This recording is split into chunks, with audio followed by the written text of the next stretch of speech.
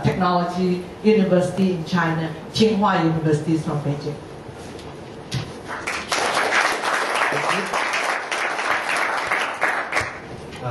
Hello, everybody. I want to see. I had no experience to give a speech in English before, so I will try my best. First, I want to introduce myself. My name is Steve Liu. In 2007, we set up a startup in Shanghai, a new company. Its name is Mobin. There are three initial founders, all come from US.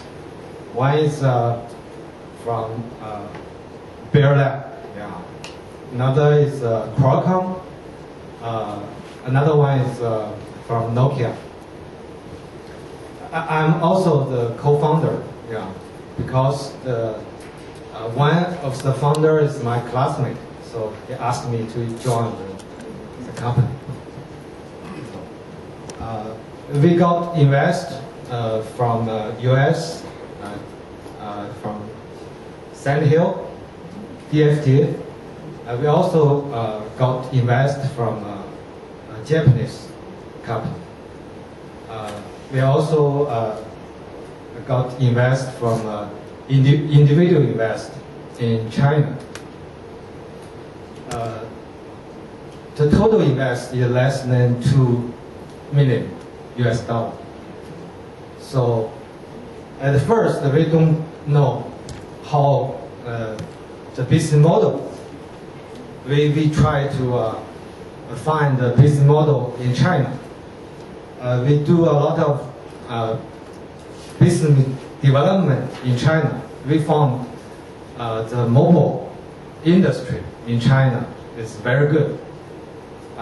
We have technology on the video processing, so we can compress the video very good. So we develop a software and we call video chat on the mobile phone.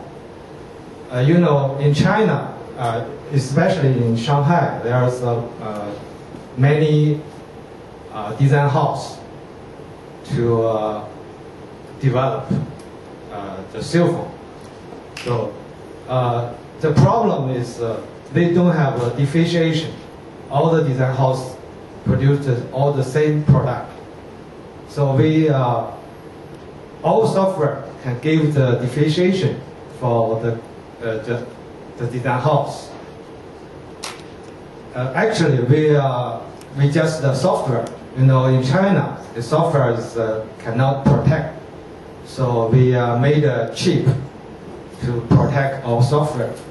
So our business model is to sell chips to design house.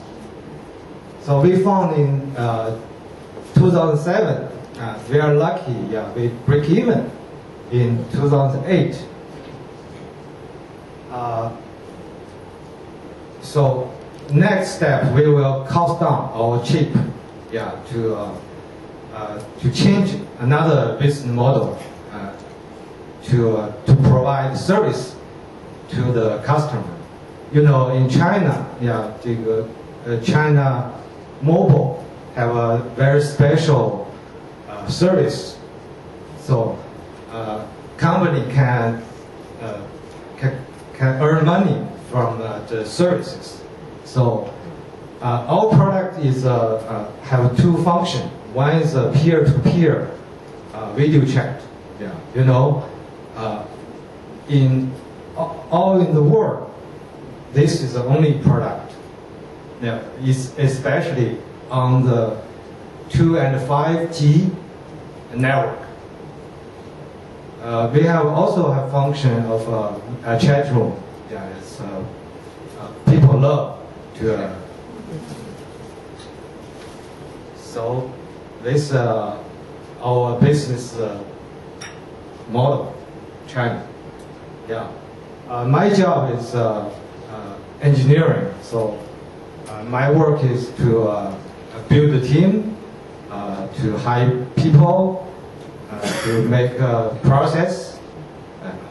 Before I joined this company, I'm chief architect and China top tier 1 outsourcing company, Vince Info. It's also a IPO in the NASDAQ. So I also design the server, the client, and everything. So I don't have a presentation, so Okay. maybe somebody have a question? Yeah, yeah. We'll stop here first. We'll ask Phil to say something about what he does, and then we do this open dialogue. Okay. Thank you, Steve. Okay, yeah. Phil does very interesting stuff. Phil's company is called ConfuciusSafe.com. Is that the .com? .cc. Okay. I'm not going to say more about it. I will ask Phil to talk about it. Okay. I think I'm gonna. You can hear me in the back? Yes. I think projection and volume isn't an issue with my voice. The accent, maybe, but that doesn't help. So we'll start from there. Yeah, I'll start by giving a quick bit about me, and then I'll lead into a bit of a talk about the internet in China, and we can get a dialogue going. Right. My background's Chinese studies, linguistics. That's where I started out. Kind of randomly chose to study Chinese when I was 19 with no bigger plan. That was 97. So China was on the up, but there wasn't the excitement about China that there is now. And out of the back of that, came to China as a graduate in 2001. I worked for a traditional media company, a magazine publisher, involved in consumer magazines. So from the get-go in China, I've been dealing with consumers here and helping international brands communicate, understand, influence, grow in that consumer market. 3 years ago, having worked in traditional media for 4 years, I was at a stage working for a company where it became very frustrating because all our clients were looking to increase that consumer communication, that consumer understanding, and what I was trying to do was sell them ad pages, which didn't do that, didn't answer the need. So together with the sales director of that company, we sat down one day and we were thinking, how can we answer that need? How can we move into that space? We recognized that traditional media wasn't doing it. We recognized there's a huge opportunity for it. So we started the company. Similar to what Steve said, we started the company without a business model and then tried to work one out, which, if any of you have started a business before, is kind of perhaps not the best way to do it. It was a luxury that we were supported in doing that, and it's been a great experience. Over the last 3 years, then we've grown and evolved as a company, starting out with this understanding that the real need here is for understanding and relationships with consumers. The answer to that lies somewhere to do with this internet thing. Because traditional media in China, the traditional channels, don't work very well. I think you're seeing in the States and in the West that they don't work very well anywhere. They work less well here. That's partly a political situation, that's partly a developmental situation. So you've got the internet, you've got consumers. Why is the internet a good channel? Because it's free and easy. That's probably a slightly controversial thing to say. Looking at China from the outside, the internet in China doesn't seem that free. But compared to all other channels, it's much less regulated. So that's where we were 3 years ago. And over the last 3 years, we've worked in different areas. We dove into blogging that Wai Fong mentioned earlier. We dove into we've moved into events as well, taking those online experiences and interactions between brands and individuals into the real world. We now have a model, and we do something very specific that actually doesn't definitively relate to the internet. What we do as a business is connect brands with their social network in China. We own a set of network relationships with particular niches within the China market. Areas like super luxury consumption, we own a relationship with a network of brands. We also own a relationship with a network of consumers. And out of those networks, we identify opportunities for the clients we work with to engage and build a relationship with their market here. It's just kind of abstract, and I'm getting a lot of kind of quizzical looks. So if I give you a specific example, over the last 4 months, we got approached by Visa about 5 months ago for their Infinite Card program, which is the top. You're probably more familiar with American Express Centurion, which is the kind of global standard in that market. Well, Amex aren't in China yet. They're not allowed to be in China yet because their model is direct to consumer. Visa works through the banks. So Visa are saying, right, how can we own this top 1% of the wealthiest people, the infinite, the limitless credit card? Great time to be doing it, hey? They wanted to build a relationship with that market. Because their model means they don't have direct contact with their consumers, they're focused on, well, our network, our immediate network, is the other brands that talk to those consumers. Because Visa's cards are issued by banks. The banks own the databases, so Visa don't even know who has a Visa card.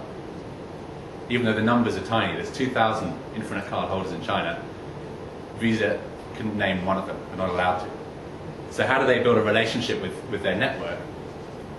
Well, through the brand relationships, through the offers that you get with that card. So we went out and we built a network. We identified all the brands that talk to that wealthiest top 1%, and we developed relationships that led to us signing partnership agreements with 21 luxury brands. People like, I think Louis Vuitton are on there. This isn't actually my project, so I might get some of the names wrong. Aston Martin, Maserati, got some of the golf courses around China. So all in this luxury brand space, because that's the Visa network, right? That's my business, that's what I do. We do that for Visa. For Bacardi, we build a similar network with consumers, so key influential consumers in the nightlife, booze section. I'm a booze marketer, so Saturday morning at 10 o'clock isn't my best time. So we build these networks. That approach, as I said, is not an internet-specific model. I mean, if you're building relationships with an audience, you go where the audience are. If you're looking at super luxury, internet, not a great channel. The numbers are small enough that you can go out and meet them one-to-one, and you're dealing in real experiences and relationships with other brands. Now, if you're talking more premium, anything with a mass element to it, you've got to be online in China. If you want to build those relationships. Why the internet? I mean, all the stuff that's the same everywhere. It's interactive, so as well as influencing, you can understand at the same time. Print TV are heavily politicized in China. So anything you do in print and on TV is overpriced and slow, and restricted. If you want to be outrageous, you can't be outrageous on TV or in print. You can on the internet for as long as it takes them to work it out, and then you stop. But you can do it, right? So that's my business. Now the internet is a passion of mine. As I said, we don't oversell the internet. We work with clients to use the channels that are right for them. But it's a personal passion of mine, and it's very influential in that approach. I mean, if you think of what our business does, is really build a closed channel equivalent to Facebook for each brand. We build our brands Facebook, like the friends they've got, the enemies they've got, the competitors they've got. We map that out and chuck it on a system for them. But the internet in general, excites me, and I'm passionate about it.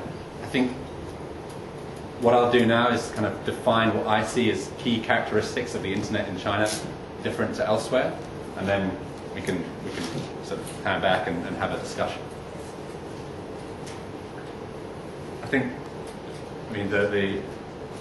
the power and importance of the internet as a marketing tool, as a sales channel, everything else, I don't need to sell that to you, right?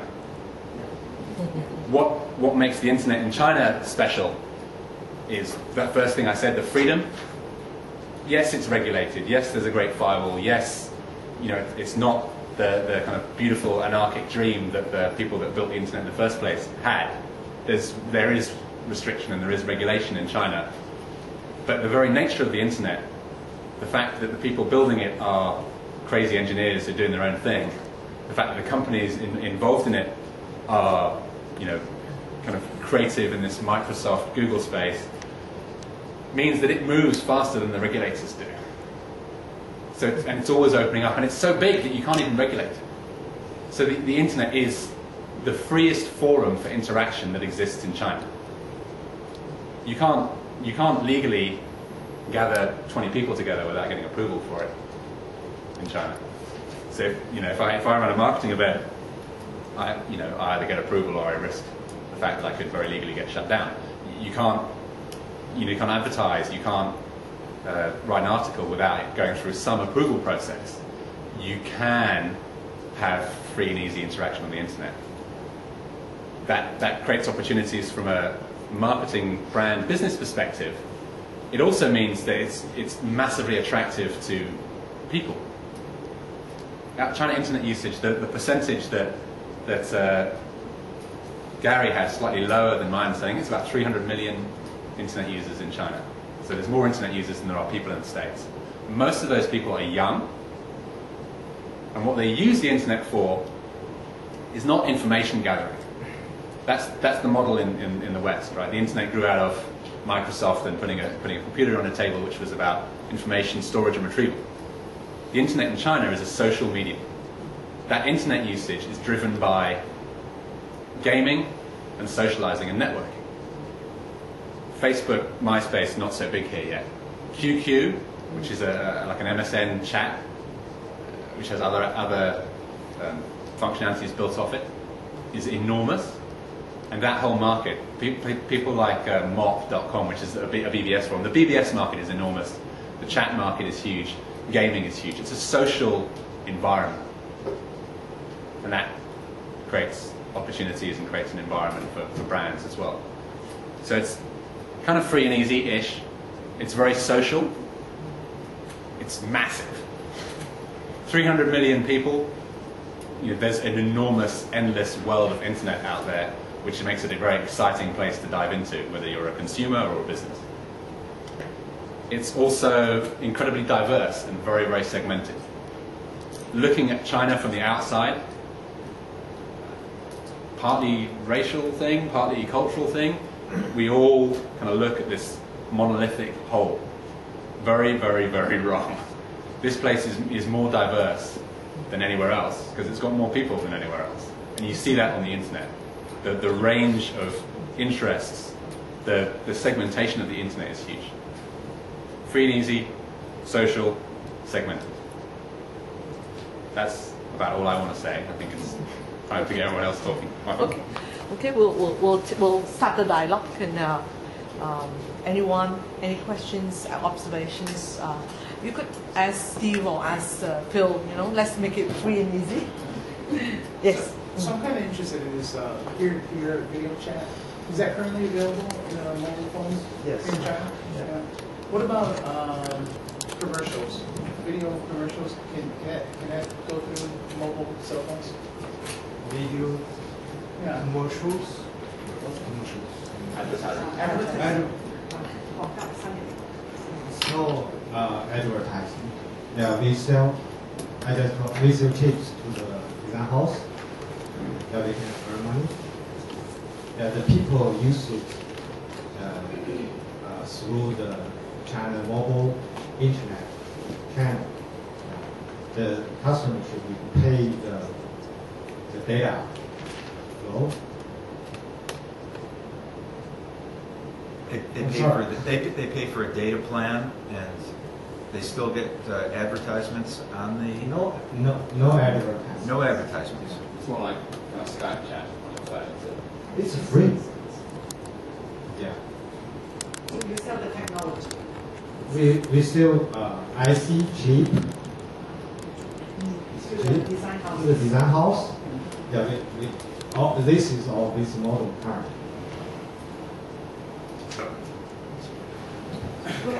Can you talk about, is there a blogging culture in China? Is there such a big one in the U.S.? Blogs and kind of people's personal involvement with the internet? You will go first. You go please. Yeah, currently all software is a video chat. Next will be do some SNS. We can save our video back in the server, and publish to everybody. It's, yeah. Yes, we do. Yeah, maybe Phil can talk about that. Yeah. Short answer, yes. That there's massive, consumer-generated content is huge in China. The specifics of that look very different to what you see in the US. You don't see so many, thinking examples, I know Seth Godin type, really well-designed, slick, kind of, almost sort of, they are media in the traditional sense that it's run by one person channels. What you see much more of is kind of like, do you know Twitter? There's a lot of sort of Twitter stuff. There's a lot of just sort of dumping what's in your head, what you come across, whatever. And there's a lot of what Seth Godin calls cat blogging. So just sort of writing about your pet cat. Yes. I want to explain the advertising, especially in China. The mobile application don't have any advertising because the customer don't know how much customers and what kind of customers you have. So there are no such kind of industry in China. You don't. Okay, go ahead. Go ahead. In terms of mobile as a channel, I didn't touch on that, and I think you'll see from the existence of Steve's business that it's an important part of the market.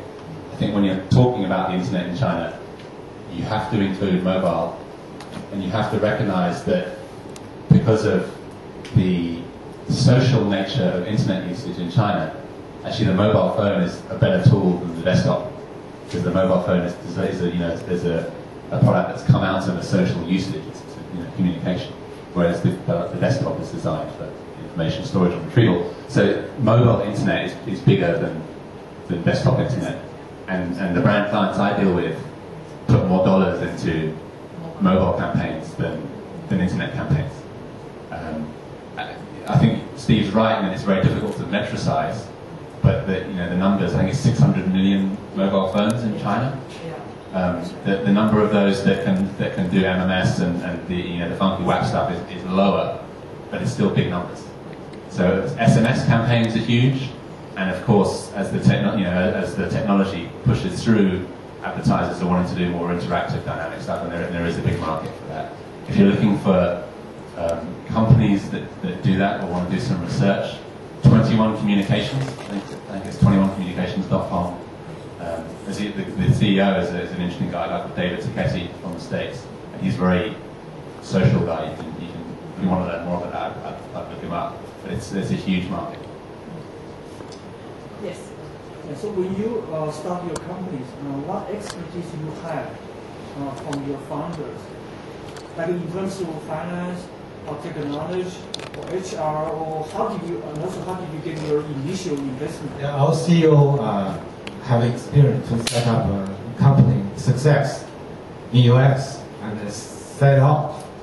Our CTO is come from Qualcomm. Yeah, have experience to design the multimedia chip. Yeah. Another founder is come from Nokia. He has a very good experience on the management, the process. So it's a big help. Yes. On the restrictions on the internet, could you give maybe one or two examples of what might be restricted, and then what happens if you put something out there that is restricted, and they come knock on your door and tell you to take it off, and send you a letter? How does that work? What's restricted on the internet is what's restricted off the internet. It's just more difficult to police. So if you criticize the government, you're asking for trouble. If you share information that can in some way be defined as state secrets, and that's a very, very flexible category, you can get in a lot of trouble. And does anyone know Toastmasters? I'm a Toastmaster, right? In my Toastmasters club, we have 4 taboo topics. We don't talk about sex, religion, manners of bad taste, and politics, so I'm treading a fine line here. But, they do knock on your door. And there's some famous cases of bloggers sort of disappearing for a while. I mean, it's the way it is.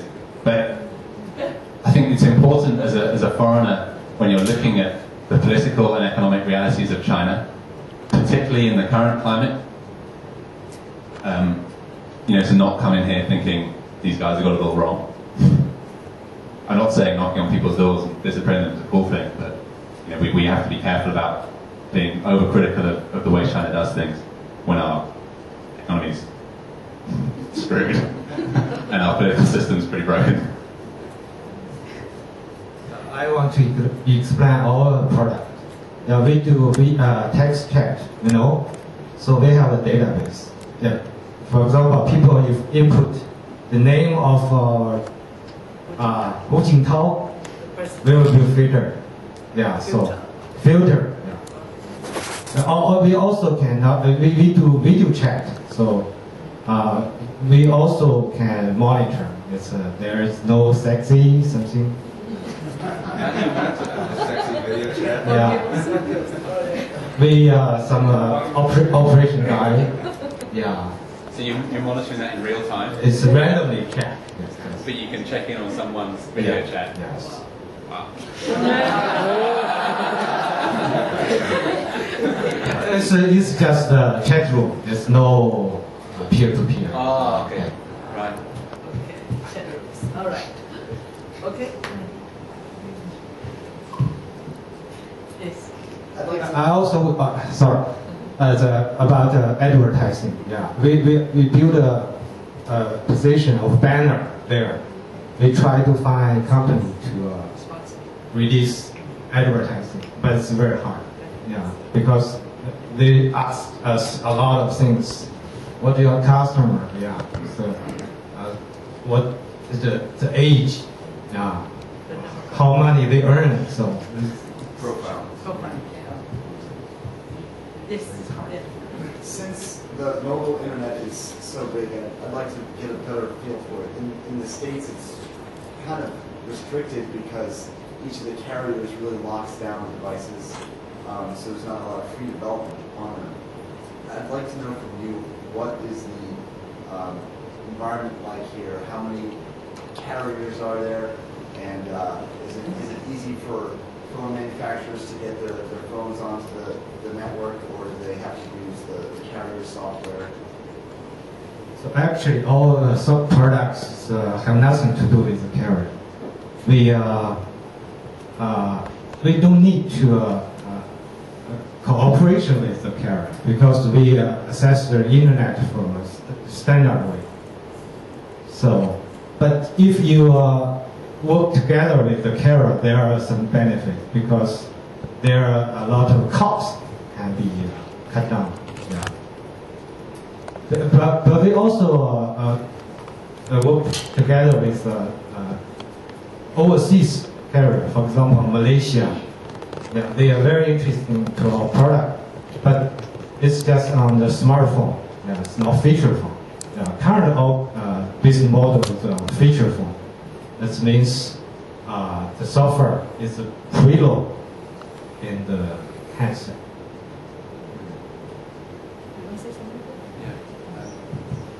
There's two carriers?